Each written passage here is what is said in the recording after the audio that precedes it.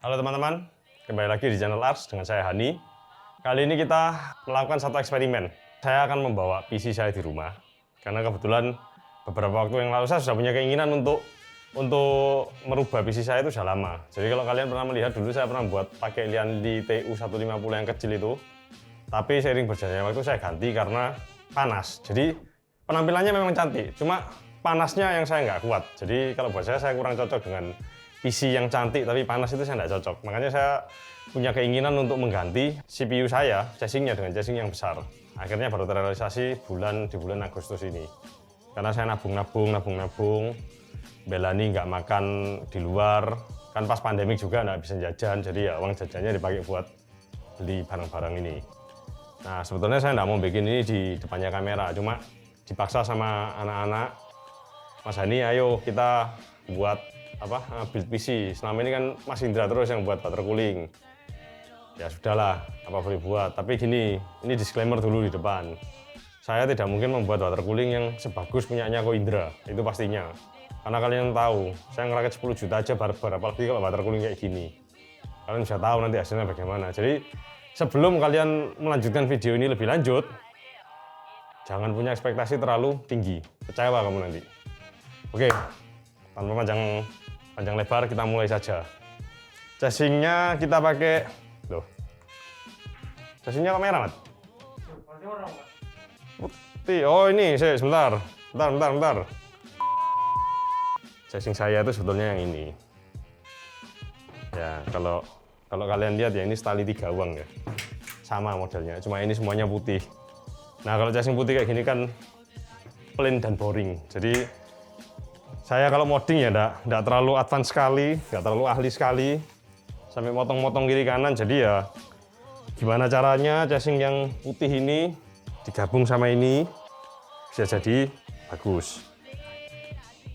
Harapannya begitu, ya semoga nanti jadi bagus. Oke, komponen yang kita gunakan kali ini, motherboard saya menggunakan Corsair 8 Impact. Kalau kalian bertanya-tanya ini motherboard dari mana, ya kalian kalau melihat kontennya Ars yang kemarin-kemarin, ya ini motherboardnya, saya pakai sendiri akhirnya. Ceritanya panjang kalau kamu pengen tahu ceritanya. Jadi kalau kamu lihat motherboardnya Asus B550A yang putih itu, ya betulnya ini mau dipasang di sini. Tapi itu di take over, diambil semua sama anak-anak. Saya cuma disisakan ini. Corsair 8 Impact, prosesornya pakai prosesor saya yang lama, Ryzen 9 3900X, ini sudah terpasang di sini. Kalau untuk unboxing motherboardnya kan kalian sudah lihat yang kemarin-kemarin bagaimana. Jadi saya tidak perlu unboxing lagi. Kemudian graphic card, saya masih menggunakan graphic card saya yang lama, EVGA RTX 2060 Super. Tapi ini sudah, karena ini dilepas dari komputer yang lama, ini sudah pakai custom blocknya punya Bero. Hard disk saya yang lama, 10 tera. Jangan ditanya isinya apa, kerjaannya apa, kamu tidak perlu tahu. Pokoknya ada isinya. Memorinya yang seperti kalian lihat, Dominator Platinum. Kalau kalian tanya, Mas ini memorinya enggak jelek. Pertama saya enggak suka RGB. Yang kedua, karena ini belinya mahal, ya eman-eman kalau nggak dipakai. Untuk SSD saya menggunakan Samsung 980 Pro 500 GB. Tapi ini sudah pakai bloknya IK. Tapi nanti ini dilepas karena kita pakai punyanya Asus. Thermalpad kali ini yang saya gunakan punyanya Thermalright. Kalian pasti tanya ngapain pakai Thermalpad? Nanti saya akan ganti Thermalpad bawaannya motherboard dan graphic card saya. Karena dari yang kemarin-kemarin kita nyoba dalam pengujian tes singkat Thermalpad itu, Thermalright ini performanya oke. Dan saya kalau merakit komputer itu saya punya prinsip, kalau sekali saya rakit, jadi saya malas bongkar-bongkar, kecuali kepepet. Untuk blok CPU saya menggunakan K yang Velocity, ya ini cuma ditutup tisu aja, karena kemarin saya cari top plug-nya nggak ketemu. Kemudian supaya agak cantik, nanti saya kasih ringnya IK, torque gitu. Seperti biasa, leak tester ini nanti untuk ngetes kalau bocor atau enggak. Nah, terus ada satu lagi nih, ini yang baru ini. Mungkin Ko Indra juga tidak pernah bahas. Ini namanya IK DDC Heatsink Housing. Jadi yang ini bahannya dari nikel. Nanti saya jelaskan kenapa kok saya pakai ini. Kemudian karena casing motherboardnya ini mini DTX dan casingnya segaban gini, kan saya mikir kalau motherboard DTX dikasih casing gaban gini kan jadi kelihatan lucu, jadi kosong. Akhirnya saya memutuskan untuk membeli ini. Nah, Universal Vertical Graphic Card Holder Kit versi 2. Saya sudah lihat di internet, baca-baca, kayaknya ini universal di semua casing. Semoga aja universal. Nanti kita lihat. Kemudian ini IK Quantum Kinetic. Ini cuma dosnya aja. Oh shit. Isinya, kalau kamu penasaran, nah isinya itu ada berbagai macam fitting, more, sudah perlengkapan water cooling apa aja kamu cari di sini ada semua. Nah, ya tetek bengek kita lah, tetek bengek saya lah. Jadi kira-kira selama ini kalau saya belajar water cooling, gimana caranya saya belajar water cooling? Ya ini, belanja ini. Dengan beli ini akhirnya jadi belajar. Seneng nggak seneng, mau nggak mau. Kemudian, nah ini fan yang akan saya gunakan kali ini. Ini fan-nya Adata, XPG, Vento Pro 120 PWM. Ini kalau orang-orang yang sudah berumur kayak saya ini pasti akan familiar dengan fan ini. Power supply saya menggunakan RM650 karena buat saya power supply 650 watt sudah cukup. Dan kenapa nggak HX? Kenapa saya pakai RM? Karena buat saya kalau beli HX misalnya 80 plus yang gold dan platinum itu selisihnya cuma sekitar ya efisiensi 2-3%. Dengan load yang tidak setinggi itu ya saya pikir saya beli yang gold aja, cari yang murah. Sisa budgetnya saya gunakan untuk membuat custom kabel. Custom kabelnya seperti ini. Jadi saya buat custom kabelnya itu yang warna abu-abu, nggak pakai sleeving apa-apa, jadi kabel telanjang bulat warna abu-abu gini. Supaya harapan saya supaya senada dengan fan-nya XPG itu. Nah, dan keunggulannya kalau kabel-kabel kayak gini, ini kamu menatanya lebih gampang. Kan kalau ditekuk gini langsung ketekuk. Kan beda sama kabel bawaannya ini, kita ini. Nah, ini kan masih ada tahanannya. Berikutnya, kamu bisa lihat. Ini casing, isinya ada banyak. Kantong kresek ini selalu berguna. Dimanapun kita berada ini berguna untuk ini nyimpan. Ya ini kabel-kabel ini ada di sini semua. Pompanya saya punya Ike ini. Ini saya lupa ini DDC nih, bukan yang apa? Bukan D5 ini, DDC masihan. Nah, ini contoh fan-nya. Ini fan yang lama. Gentle Typhoon yang lama itu bentuknya seperti ini. Kalian bisa lihat ini kalau diputar fan servo, lama kan muternya. Beda sama fan double ball bearing yang sekarang itu beda semua. Nah, kalian bisa lihat ini fan servo, cuma masalahnya ini masih 3 pin. Kalau yang baru sudah 4 pin. Kalau yang sebelumnya itu setelah saya ganti dari Lianli, saya pakai casing ini. Dulu saya pakainya itu radiatornya 360 dan 120. Tapi setelah saya pikir-pikir kembali, kalau 360 dan 120 ini terlalu overkill. Saya memutuskan di build kali ini, saya cuma pakai radiator 360 nanti. Nah, 360 ini saya pakai Coolstream SE. Ini tisu ini, cuma supaya biar nggak rusak aja. Yang tipis, yang 28. Oke. Nah, untuk menemani build kali ini, saya menggunakan perlengkapan terbaru saya. Nah, kalian pasti sudah baru baca news kan? Loh. Ya, Pak Mat? Ya, kan nggak apa susahnya sih beli apa obengnya Xiaomi ditempel stikernya Ike. Jadi kan, tubingnya kita pakai soft tubing. Saya pakai selangnya yang ZMT ini. ZMT ini yang warna hitam ini. Saya nggak terlalu senang pakai hard tubing ya, karena pertama hard tubing itu butuh effort untuk bending. Kemudian kamu harus mikir lagi dari segi estetikanya mau dibuat seperti apa. Itu terlalu, kalau buat saya terlalu mengkonsumsi banyak waktu gitu loh. Saya orang yang praktikal sekali, jadi nggak terlalu seneng yang ribet-ribet kayak gitu. Saya pakai ZMT ini. Untuk coolant-nya saya menggunakan Ike yang Refull yang clear. Kenapa kok saya pakai yang clear? Karena pada dasarnya kita pakai ZMT ini nggak kelihatan coolant-mu mau pakai apa. Jadi ya pakai yang clear aja. Selain clear ini barangnya tersedia banyak dan barang umum ya, jadi nggak terlalu susah carinya. Nggak ada nilai lebihnya juga sih kalau kamu pakai selang hitam gini, jadi nggak kelihatan apa-apa. Ini saya lagi mikir-mikir antara saya mau tetap pakai Ryzen 9 saya yang lama atau ganti ke Ryzen 7 5800X ini. Ya mungkin nanti sambil jalan dilihat aja nanti, siapa tahu berubah pikiran. Untuk pasta saya selalu menggunakan pasta favorit kita semua, Kingpin. Oke, sekarang kita langsung saja, kita coba fitting dulu. Ini gimana enaknya. Nanti setelah ini mungkin akan ada sepintas, kalau saya lihat saya harus motong ini sih kalau untuk Cooler Master itu. Frame casing ini mungkin harus dihilangkan. Kalau saya lihat-lihat sih kayaknya seperti itu, tapi nanti kita lihat dulu gimana.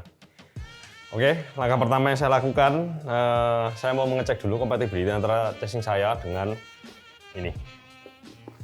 Oke, mari kita coba, kita lihat.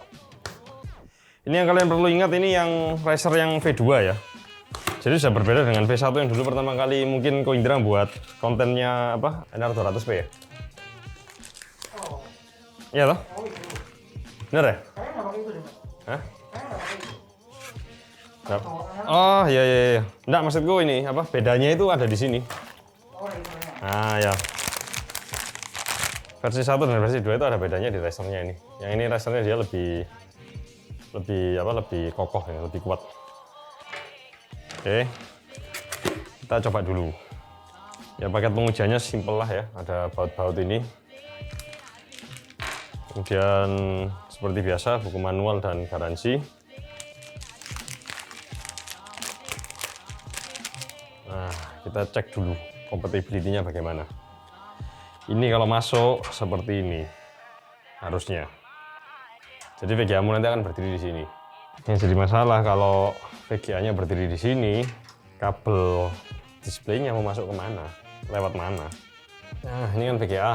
Jadi nanti ceritanya itu VGA-nya itu akan masuk seperti ini. Nah tapi displaynya jadi seperti ini. Kelihatan, Mat? Ini kan kalau kamu masuk HDMI, ini dia harus melalui ini. Jaring-jaring ini, ya berarti jaring-jaring ini memang benar, kita harus buang. Meskipun sebetulnya di websitenya Cooler Master saya lihat bisa dimasukkan dengan cara dimiringkan dulu, cuma nggak praktis sih. Karena kita cuma pakai motherboard mini DTX, slot PCIe-nya cuma ada satu, jadi saya rasa ini grill yang di sini saya nggak perlu, jadi dibuang nggak apa-apa. Oke, ini sekarang kita mounting dulu. Jadi saya perlu tahu grillnya ini yang bagian mana yang dipotong. Jadi kalau dalam kasus saya, monitor saya pakai DisplayPort. Jadi saya harus potong yang grill yang 1, 2. Tapi sama HDMI-nya juga lah, 1, 2, 3, 4. Berarti saya potong ini 4. Nah, kalian pasti bertanya-tanya, loh, kenapa nggak dipotong semua? Karena kalau kita potong semua, nanti yang tahanannya untuk menggigit bracket ini jadi nggak ada kekuatannya. Karena grillnya ini penting. Ini untuk jaga strukturnya dia supaya dia kuat gitu loh, untuk menopang. Nah, jadi saya akan memotong seperlunya. Bagian yang saya nggak perlukan saya potong. Berarti 1, 2, 3, 3. Ternyata ada 3. Itu akan saya potong, jadi supaya nggak mengurangi fungsinya juga.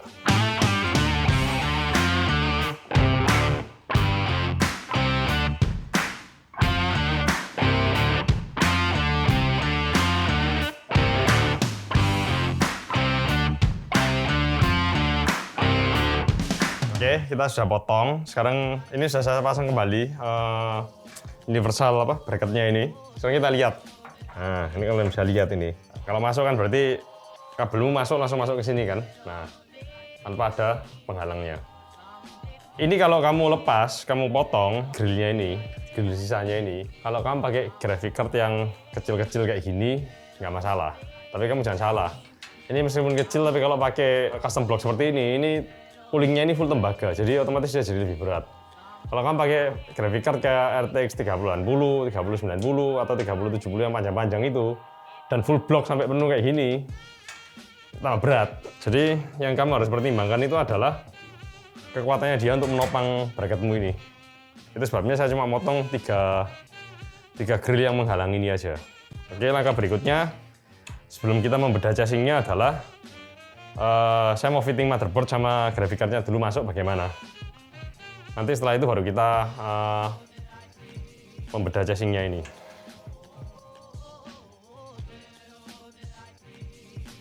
Oke, jadi ini kira-kira gambarannya kalau sudah terpasang nanti seperti ini. Jadi graphic card-nya nanti akan berdiri vertikal seperti ini. Ini mainboard-nya. Nanti ada risernya masuk ke slot PCIe di belakangnya ini. Gue ini motherboard ini punya kayak semacam additional card buat game. Oh iya ya. Iya ya. Dia nggak punya M.2 Mat ya? Iya, ini yang dipakai di build ROG gitu. Iya. Sebentar.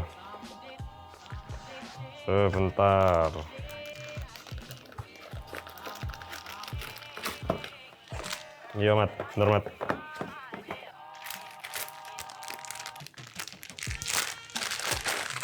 Ini ya? Ya. Nah, ini.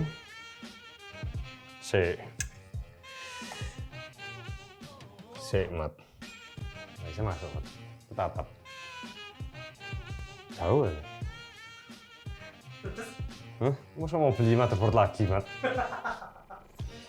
Ini uang jajan terakhir ini. Ada. Ya gini nih, kamu kalau merakit komputer, ini shit happen. Ya sudah, kita cari solusinya bentar. Bongkar lagi. Jadi tadi yang nabrak bracket ini, kita sudah menemukan solusinya. Sebetulnya ini produk ini bagus sekali. Ini produk kalau buat saya nilainya 10 karena benar-benar brilliant ini idenya ini. Dia bahkan bisa digeser maju mundurnya. Nah, cuma yang jadi masalah adalah ini produk bagus, impact produknya nyeleneh. Karena pasang M.2 harus pakai card sepanjang ini, setinggi ini. Nah, caranya bagaimana? Jadi ini bracketnya ini kalau dilepas ya. Nah, kalian kan bisa lihat bagian atasnya ini untuk nempel penahannya ini kan pakai rivet. Kita bisa lihat ada jedanya ini, Mas Yan. Nah, kita coba majukan ini supaya lebih keluar supaya nggak nabrak. Tadi kalau sepintas saya hitung, saya kira-kira kalau ini maju sekitar setengah sentian bisa ini. Jadi harusnya bisa masuk ini. Jadi ya kita bongkar dulu rivetnya.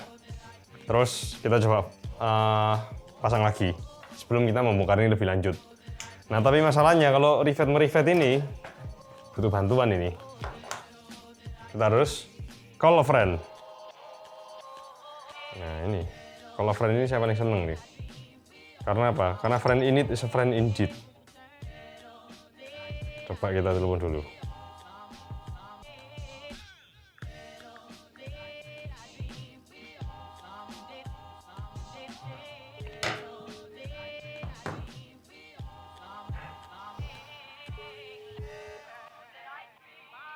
Kau, peralatan tukang menukang bapak. Ada, Kang. Ya wis, need help iki. Oh, ya wes, oke. Rivet ya. Friend call, friend kami. Ya wis. Oke. Yuk. Nah, friend ini is friend indeed. Makanya kamu kalau punya sahabat, itu harus jaga baik-baik supaya sahabatmu itu mau menolong kamu apapun masalahnya. Ya tapi jangan pakai contoh saya. Kalau contoh saya kan sahabat saya kan di atas cuma beda 1 lantai ya turun. Coba sahabatmu udah di rumah ya nggak mau deh kesini. Suruh besok. Nunggu besok. Kita sambil nunggu. Nanti kita coba lepas rivetnya ini gimana. Seperti biasa, peralatan perang kita selalu siap dalam keadaan apapun. Jadi kalau buat kalian yang kemarin-kemarin nanya kenapa kita nggak mod, jujur aja sebenarnya bukan kita nggak bisa mod. Saya udah malas ngerjain karena kerjaannya banyak yang lain buat diurusin. Cuma kebetulan kalau memang perlu dikit-dikit di mod ya di mod. Oke. Karena friend ini is a friend indeed. Nih kok. Mana? Sebentar, kita potong dari sini. Saya tamankan sih. PGA mahal sekarang kok. Ini urusan nggak bisa beli lagi nih. On board kok. Sekali-sekali ada adegan salah kepur VGA-an. APU ya mahal kok, nggak murah kok. Jadi ini minta dimaju Geser kan? berapa mili ke sini karena ya ini loh. Nah ini loh. The culprit behind all of this shit, man. Nabrak. Ini tadi aku bilang biar amat toh. Produk ini bagus desainnya. Motherboardnya nyelannya. Ya, motherboardnya memang ini boardnya ukurannya nggak biasa, nggak wajar, dan peralatannya ini pun juga nggak wajar. Jadi dia kalau nggak ada ini, itu M2-nya nggak bisa dipasang. Ya biasa lah, board mahal memang harus dengan cara sultan kerjanya. Ya enggak, katanya Asus ya salahmu sendiri bos, ini buat overclocking, nggak perlu buat kayak gini-gini. Oke, jadi kita mau ngelepas ini, kita akan copot. Di situ ada riser kalau kalian, Rivet. di sini ada rivet. Kalau kalian lihat, nah rivetnya nanti kita copot dan kita akan rivet ulang kembali. Kita bikin lubang baru untuk menggeser besinya ini mundur ke sebelah bagian belakang sini. Kita lihat dulu. Oke.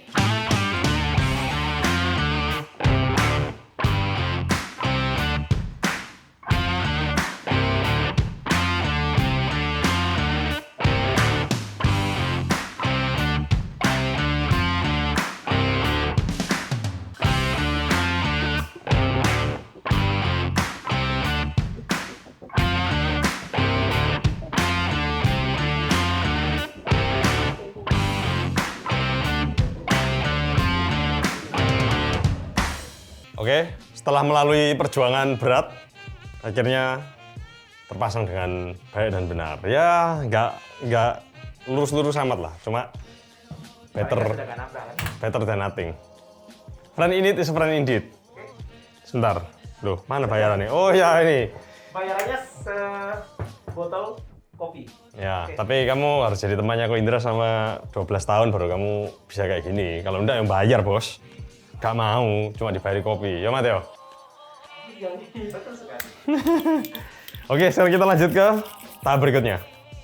Oke, sekarang kita ke langkah berikutnya. Kalian pasti bertanya-tanya, tadi waktu awal kenapa kok ada casing yang warnanya merah ini?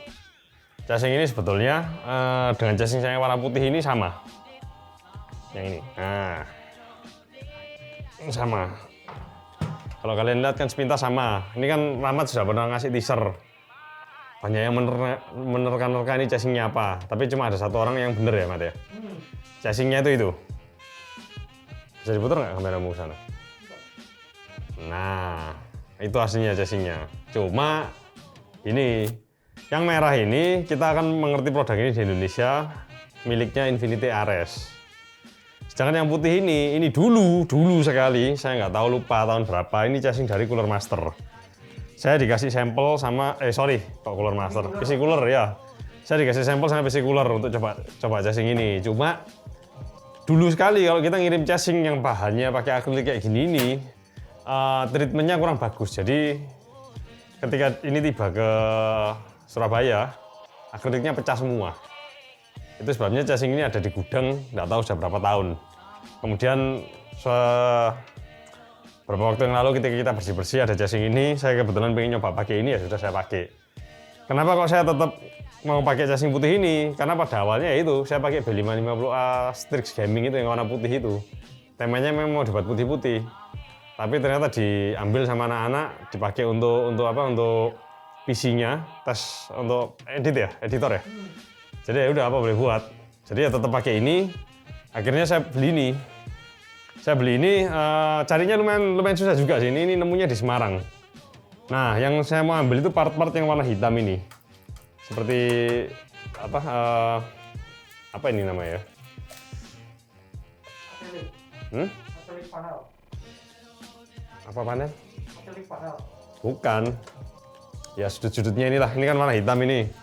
Jadi saya ngambil yang warna hitam ini untuk coraknya supaya dia ada corak hitamnya sama ini. IO panelnya kelihatan loh. Ini kan warna hitam. Kalau yang putih ini bawahnya warna putih, ini hitam. Jadi itu yang saya ambil supaya ada coraknya. Nah, oke. Sekarang kita bongkar dulu sama handle-nya ini. Jadi secara struktur dua casing ini sama, nggak ada bedanya sama sekali. Jadi lubang-lubangnya, fan-nya, akriliknya itu sama semua. Nah, sekarang kita bongkar dulu, kita ambil.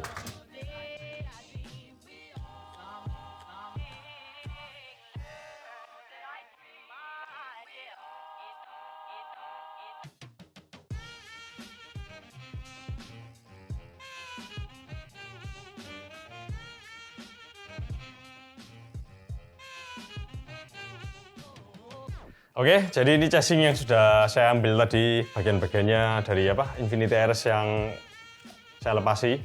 Saya pasang di casing putih ini, jadinya seperti ini. Warnanya jadi hitam putih, black and white.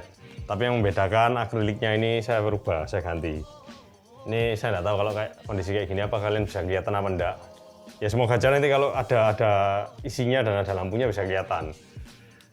Isi warnanya apa, motifnya apa, bentuknya apa nanti kalian lihat aja sendiri. Bagian depannya masih seperti ini. Ini harusnya warnanya smoke black.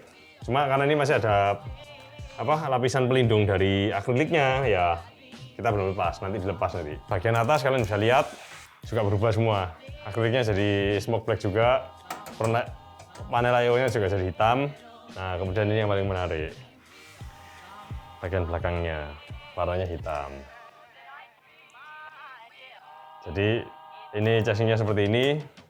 Nanti kita akan lanjut. Kita akan memasang ini tadi. PGA, motherboard, kemudian racer yang tadi kita sudah bor-bor kiri kanan. Tapi sebelumnya nanti kita akan mengganti dulu thermal pad-nya karena sudah saya sediakan thermal pad. Kemarin kita sudah selesai melakukan modding casingnya, meskipun moddingnya cuma modding minimalis kayak gitu. Sekarang ke langkah berikutnya. Kan kemarin saya sudah bilang kalau saya akan mengganti semua thermal pad yang ada di SSD ini untuk masuk ke sini. Ini akan saya ganti semua. Kemudian thermal pad yang ada di mainboard ini juga nanti saya ganti. Dan terutama saya akan mengganti thermal pad yang ada di graphic card ini juga. Ini sudah custom semua ini. Nanti ini saya ganti semua. Oke, langkah pertama kita coba kita ganti untuk SSD. Ini yang paling mudah soalnya. Jadi sebelumnya saya pakai SSD ini Samsung 980 Pro. Ini di motherboard saya yang lama yang B550 itu saya pakai coolingnya EKBB ini. Ya sebetulnya kalau kalian tanya bagus mana pakai yang EKBB ini sama punyanya Impact ini. Kalau buat saya ya bagus punyanya EKBB karena EKBB ini bahan dasarnya tembaga aja. Jadi kalau tembaga ini dia menyerap panas. Pelepasannya memang nggak baik tapi dia menyerap panas. Sedangkan kalau aluminium kayak gini menghantarkan penyerapan panasnya nggak sebaik tembaga, tapi pelepasan panasnya lebih bagus. Kalau ditanya long term bagus yang mana, plus minus ya. Selama dalam casingmu sirkulasi udaranya oke, dua-dua ini sama baiknya. Cuma atas dasar estetika kali ini ya terpaksa saya harus menggunakan ini. Karena kan jelek kalau ini dibuka terus tiba-tiba ada kartnya ini mencungul keluar kayak gini. Kan aneh nanti lihatnya. Jadi ya sudah kita ganti, kita ikuti punyanya Asus ini.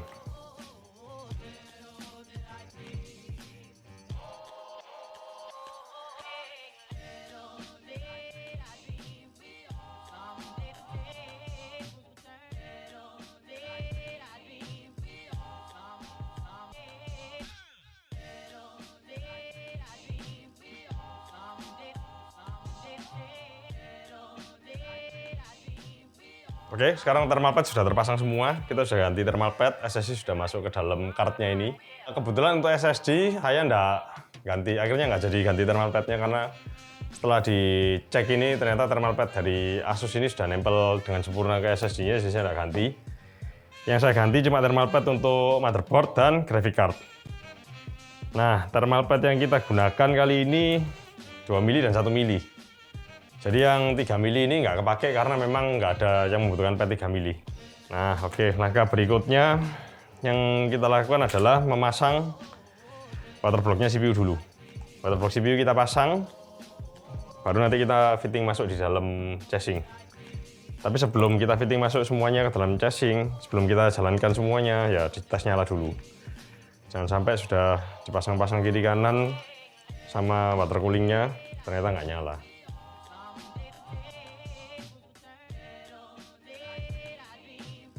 Langkah pertama yang saya lakukan sebelum saya masang ini semua ke dalam casing, saya pasang dulu radiatornya. Karena untuk masang radiator ini, kita menggunakan bracket ini. Jadi ini harus terpasang dulu dan fan yang digunakan waktu awal kemarin saya mau buat casing ini, awalnya saya mau pakai ini, XPG ini. Cuma setelah seiring berjalannya waktu, saya mikir-mikir warnanya sudah terlanjur hitam putih seperti ini, akhirnya saya ganti. Fan yang saya gunakan, akhirnya saya menggunakan thermal red ini, yang seri B12.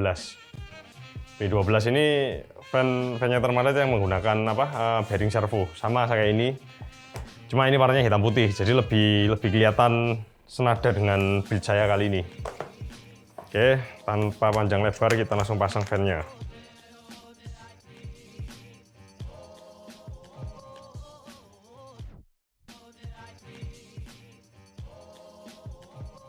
Nah, seperti yang kalian lihat, sekarang kita pasang fan-nya ke radiator. Nah, cuma ini ada yang harus kita perhatikan ya, baut yang digunakan.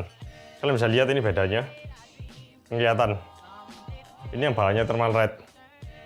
Bahannya thermal red yang ini kan panjang sekali. Sedangkan ini bawaannya EK, pendek. Nah, kita harus hati-hati. Jadi kalau kamu masang fan ini ke radiator, kamu harus perhatikan panjangnya ini. Soalnya kalau kamu lupa, kamu kebablasan, ini akan menembus sampai ke dalam radiatormu. Akhirnya apa? Nanti jadi bocor. Nah kalau sudah bocor kayak gini, ya kamu nggak bisa apa-apa, sudah dibuang akhirnya. Buang radiatornya akhirnya. Jadi kita lanjut menggunakan baut bawaannya EK ini. Ya saran saya kalau kamu pakai water cooling kayak gini, kamu gunakan baut yang bawaannya dari radiatornya. Pasti sudah diukur untuk fan-fan yang ada di pasaran ini, yang ukuran 25 ini. Daripada kita pakai yang ini. Karena kalau punyanya thermal red ini, yang kalian bisa lihat di sini, pasangannya dia itu seperti ini. Nah, ada ininya. murnya ini. Nah, murnya ini kan sudah makan berapa, tebalnya ada berapa mili nih. Ya, thermal rate ini sebetulnya tujuannya bagus sih, supaya kalau kamu pasang ini ke casing, ini nggak akan merusak badannya fanmu ini. Jadi biasanya kita pakai mur kasar kayak gini, drat kasar seperti ini. Ini kan dia akan menggerus bagian dalam dari fan ini. Nah, kalau kamu pakai yang ini, mur baut seperti ini, nah, dia nggak ngerus apa-apa, jadi badannya masih tetap bagus.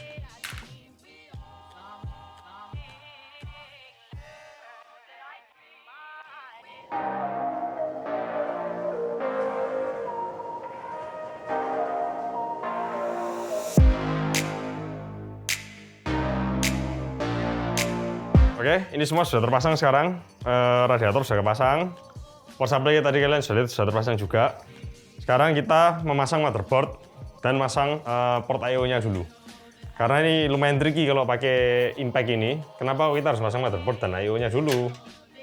Karena di impact ini kalian bisa lihat port USB di sini, terus front panel di sini, RGB di sini, water pump di sini. Jadi serba di bawah semua. Jadi kita masang ini dulu, baru masang bracketnya, universal bracket itu, baru kita coba tes nyala dulu.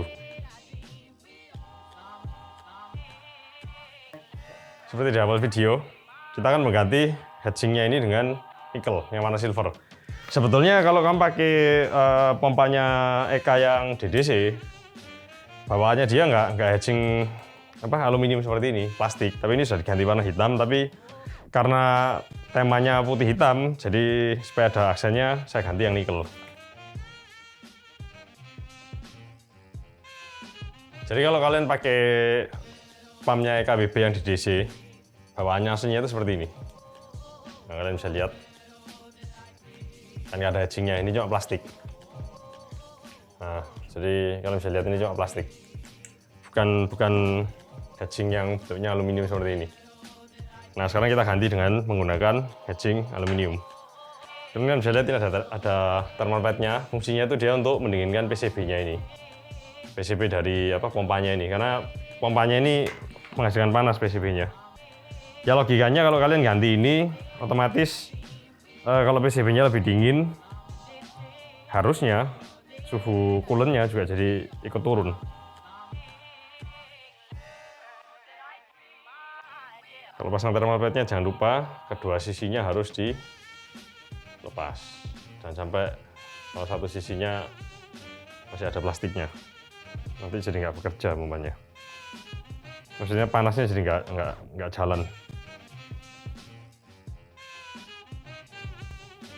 Kalau sudah terpasang kira-kira seperti ini thermal pad-nya, baru kita masukkan heatsinknya. Tapi kalian harus ingat, ini ada lubangnya, ada jenggatnya ini untuk untuk kabelnya.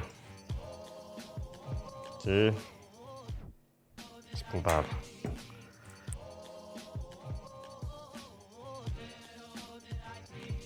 Nah, dia kalau sudah terpasang bentuknya seperti ini.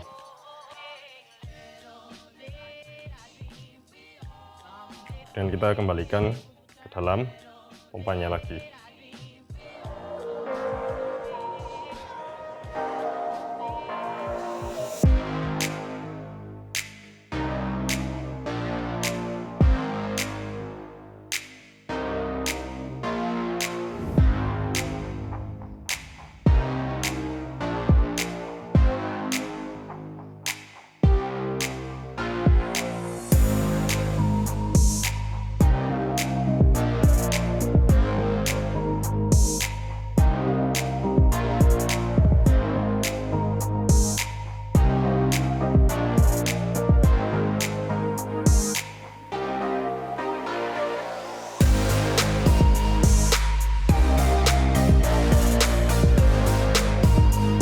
Oke, sekarang kita sudah masuk ke hari ketiga, kita build PC ini. Nah, kalau kalian lihat footage sebelumnya, di hari kedua mungkin sudah jadi semua, kita sudah lihat tester kiri kanan.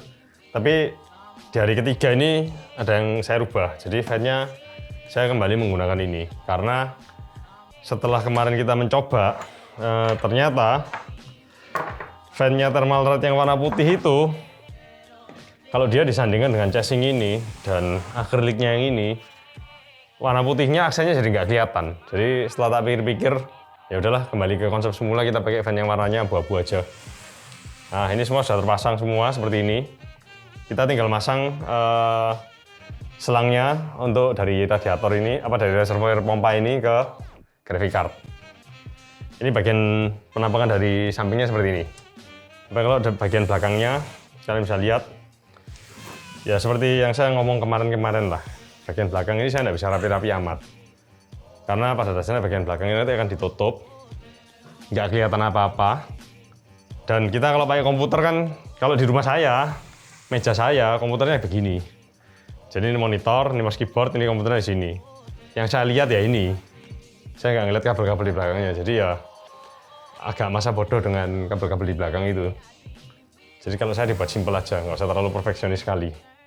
Oke, sekarang kita lanjut, kita masang selangnya ini. Ini langkah terakhir udah. Oke, mari kita masang ini. Saya lupa kemarin saya sudah jelaskan ini belum, tapi di setiap paketnya Eka untuk reservoir dan pompa itu biasanya kamu diberikan ini Allen key ini. Ini ada fungsinya sebetulnya untuk kamu mengencangkan fittingmu ini. Jadi kalau kamu mengencangkan fitting ini pakai Allen key yang L yang besi itu bisa. Tapi kamu jadi nggak tahu seberapa wajarnya kamu harus mengencangkan fitting ini. Kalau pakai besi kamu geradak, kamu paksa sampai dratnya rusak bisa. Tapi kalau pakai ini nggak bisa karena ini bahannya bukan besi. Jadi ini bahannya kayak dari asetal. Jadi ini akan kalah duluan sebelum fittingmu ini rusak. Jadi kalian bisa lihat ini bentuknya segi 6. Jadi kalau dia kalah ya dia nggak jadi segi 6. Akhirnya kalau kalah kamu puter gini ini ya nggak ada tahanannya, nggak ada tekanannya. Jadi yang rusak inimu bukan fittingmu. Nah saya selalu pakai ini. Caranya simple, kita putar dengan tenaga yang wajar. Sampai dimana dia sudah berhenti, nggak bisa putar kayak gini ya sudah berhenti udah. Ini sudah cukup. Nggak perlu sampai sekuat tenaga kamu muter ini sampai nggak bisa diputer, sampai akhirnya rusak, ya sayang juga. Nah, oke. Dan sekarang kita tinggal pasang ini. Oke, sekarang kita akan mengisi coolant dari water cooling ini. Coolant yang saya gunakan kali ini adalah Eka Cryofull Mystic Fog. Nah, sebetulnya saya bukan pencinta RGB, tapi karena desain akrilik saya sudah terlanjur menggunakan akrilik yang di print dual tone, kalau kena lampu menyala ya sudah, apa boleh buat. Jadi kalau kita terjun dalam hobi, kita harus totalitas memang. Jadi kita pakai Mystic Fog ini.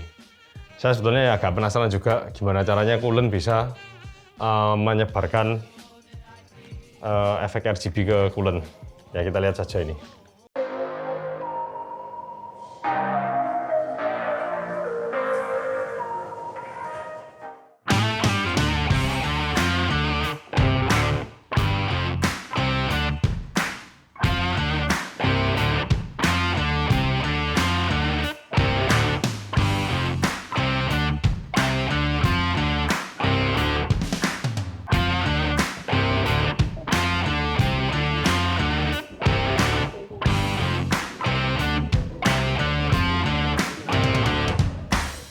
Jadi ini penampakannya ketika sudah diisi coolant. Coolant yang saya gunakan itu ya ini, Mystic Fog ini. Ini kan kelihatan, jadi coolantnya ini memendarkan RGB-nya. Meskipun RGB saya ini kalau dipikir-pikir cukup nanggung, karena nggak semua RGB. Cuma ada alasannya kenapa saya nggak mau pakai semuanya RGB. Supaya tidak dimarahi istri saya, karena ini komputer di kamar. Jadi kan bisa bayangkan kalau pas istrimu tidur, kemudian komputermu menghadap ke mukanya dia. Kalau nyala kayak gini, kamu nggak bisa nyaman bermain game. Dimarahi kamu sama istrimu, suruh matikan komputer. Makanya dibuat parsial supaya nanti kalau main game mati aja udah. Nah oke, kembali ke topik. Sesi curcol rumah tangganya besok aja.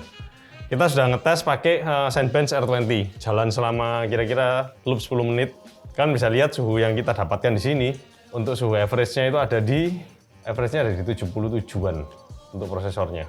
Jadi suhunya average-nya ada di 68,5. Maksimum temperaturnya dia ada di 78. Kita pakai TCTL Leda ya. Ini kan karena saya masih belum sempat nginstal game dan lain sebagainya. Karena ini juga SSD-nya ganti baru juga. Jadi saya nggak nginstal game aneh-aneh.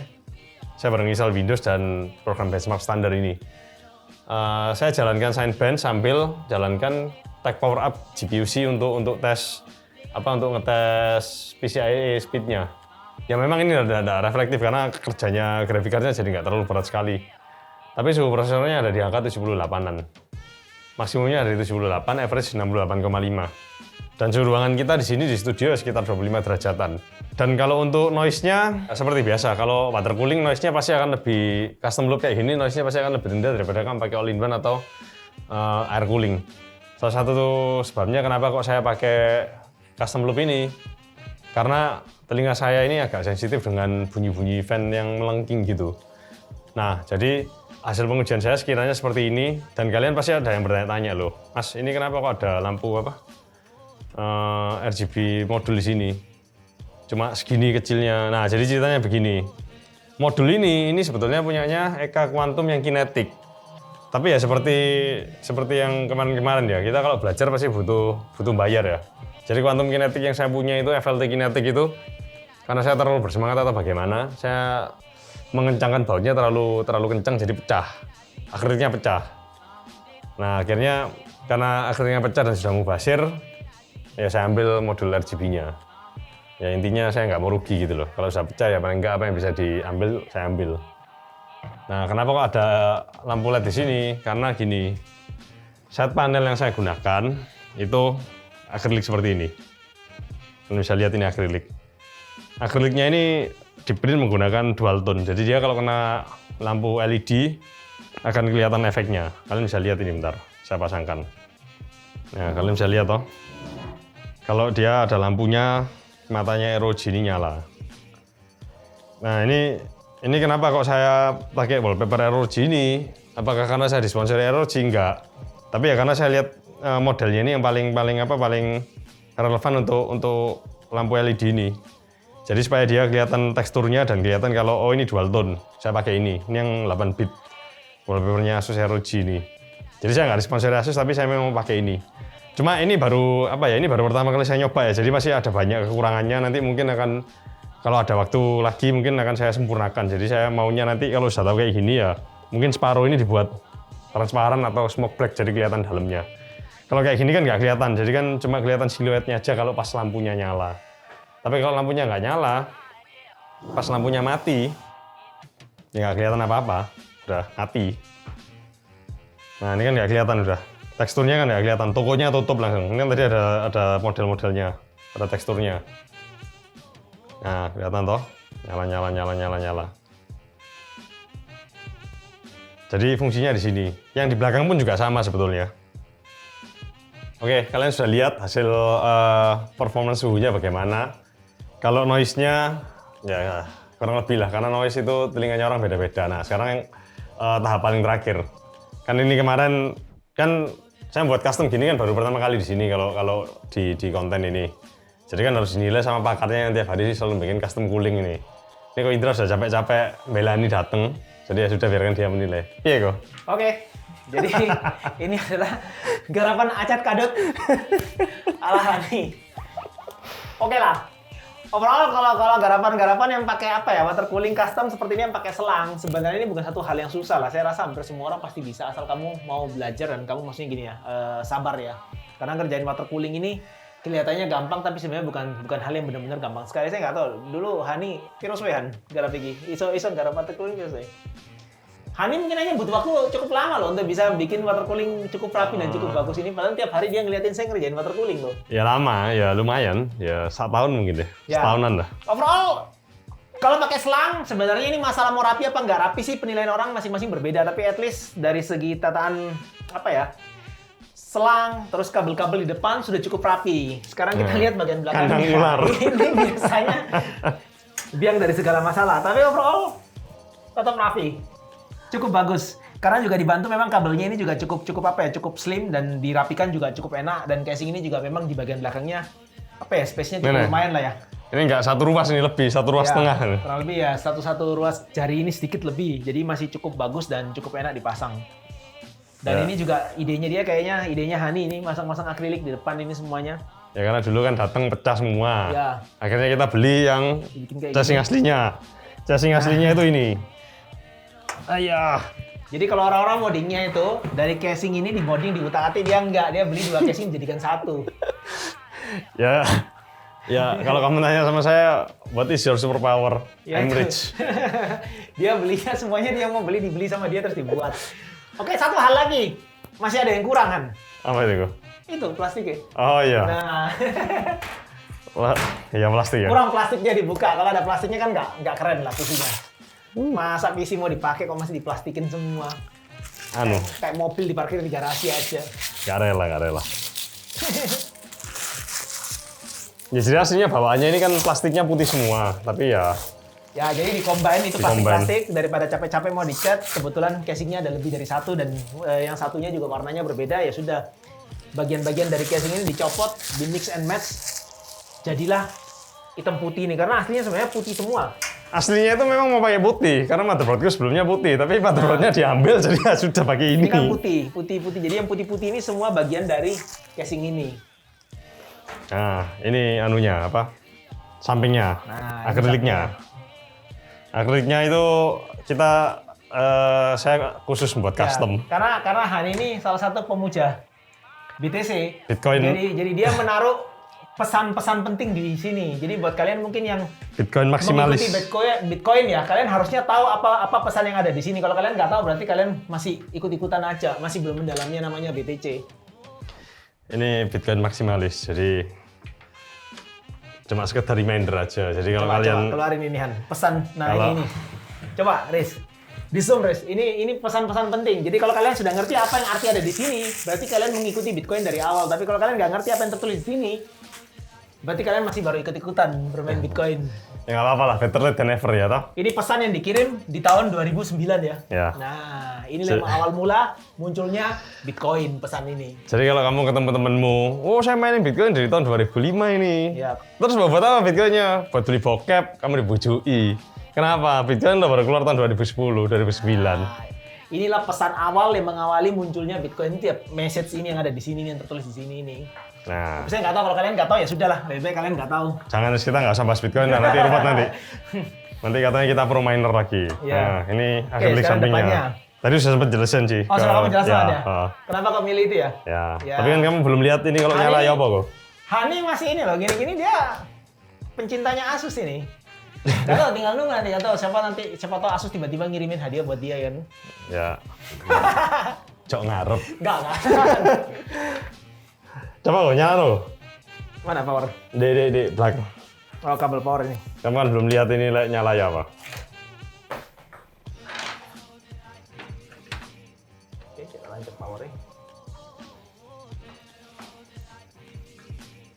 Oke, langsung on, gak perlu pakai anu. Oh, oke. Menarik. Karena kemarin ini sebenarnya kan lampunya belum dipasang sama dia. Ya mungkin sebenarnya lebih ini Han ya, mungkin kayaknya lebih maksimal kalau ditaruh di bawah berpendar ya. Tapi mungkin nanti diutak-atik lah sama dia. Ya nanti lihat lah. Ini kan lampu ini ada cuma karena kita mau buat konten. Nanti Ya, sampai rumah sebenarnya dilepas. itu rahasianya. Jadi sebenarnya lampu ini hanya sebagai syarat kalau buat dia. Dia benernya kalau di rumah itu lampu dicabut, dia nggak pakai lampu karena dia nggak suka pakai lampu RGB soalnya. Iya.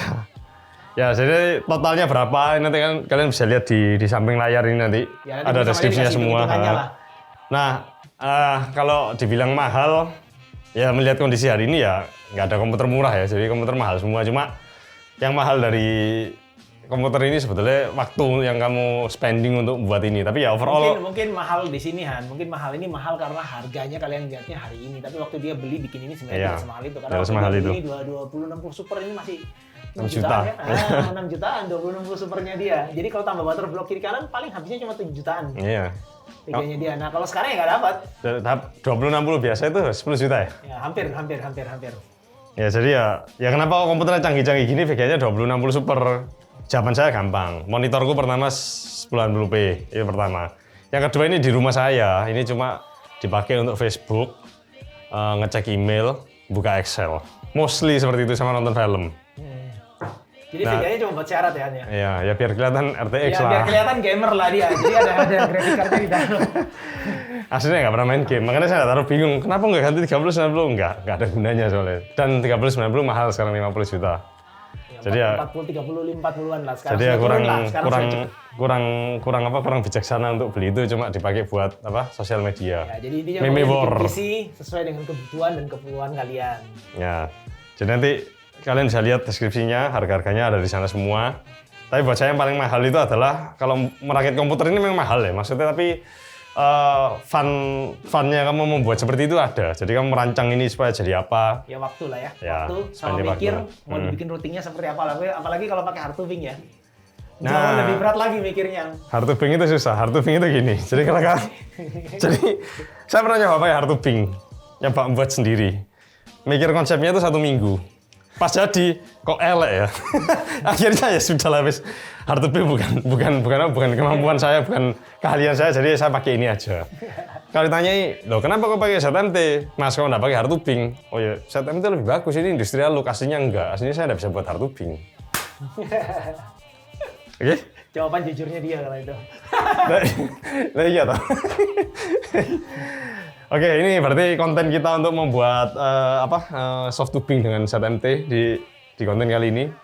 Ya saya nggak berharap kalian bilang, ayo buat lagi kayak gini, enggak, karena ini terlalu time consuming. Nah, nanti kita paksa lah dia bikin lagi nanti berikutnya dia ngerakit Hartubing kok ala dia.